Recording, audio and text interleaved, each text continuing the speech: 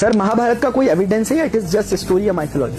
बेटे मैथ्स पढ़ने तो कैलकुलेशन के थ्रू चीजों को समझते हैं।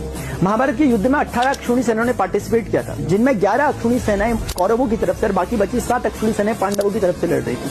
एक अक्षौणी सेना में लगभग 2,50,000 के करीब सैनिक होते हैं। आप इसमें घुड़सवारों, हाथी सवारों और सारथियों को भी जोड़ देते तो ये संख्या 2,62,440 के करीब जाती है। यानी अगर आप 18 अक्षौणी सेनाओं के हिसाब से देखोगे तो लगभग ये 40 से 45 लाख यानी कि 4 मिलियन के करीब ये संख्या आती है। अब आते हैं दूसरी तरफ। महाभारत के युद्ध के समय पूरे विश्व के लगभग आधे देशों ने पार्टिसिपेट किया था। उस समय वर्ल्ड पॉपुलेशन थी 20 मिलियन। इसीलिए हम कह सकते हैं कि लगभग 10 मिलियन लोग ऐसे थे जो इस युद्ध से डायरेक्टली इनडायरेक्टली प्रभावित हुए थे, जिनमें अगर हम 1:1 का रेशियो माने मेल फीमेल का तो 5 मिलियन महिलाएं और 5 मिलियन पुरुष रहे होंगे। अब क्योंकि इस युद्ध में 99% योद्धा मारे गए थे, इसीलिए ले देकर के 1 मिलियन पुरुष बचे और 5 मिलियन महिलाएं, यानी कि मेल फीमेल जो रेशियो आ रहा है वो है 1:5 का। अब आते हैं एक रिसेंट रिसर्च जो यूरोपियन रिसर्चर मोनिका कामरिन ने 2015 में की थी। वो बताती है कि there was a huge male gene bottleneck, बहुत बड़ा भारी अंतर वाई क्रोमोसोम में देखा गया और जब उनका कैलकुलेशन निकलता है तो वो बताती है कि लगभग 7,000 साल पहले था, जो कि महाभारत का टाइम। जो रिलेटिव रेशियो है मेल और फीमेल का, जो रिलेटिव स्केल में रेशियो आता है वो उनके अकॉर्डिंग अगेन 1:5 आया, जो कि मैंने अभी आपको कैलकुलेशन बताया। और तीसरी सबसे इंपॉर्टेंट और चौंका देने वाली बात है, ये जो वाई क्रोमोसोम का जो डिक्लाइन हुआ था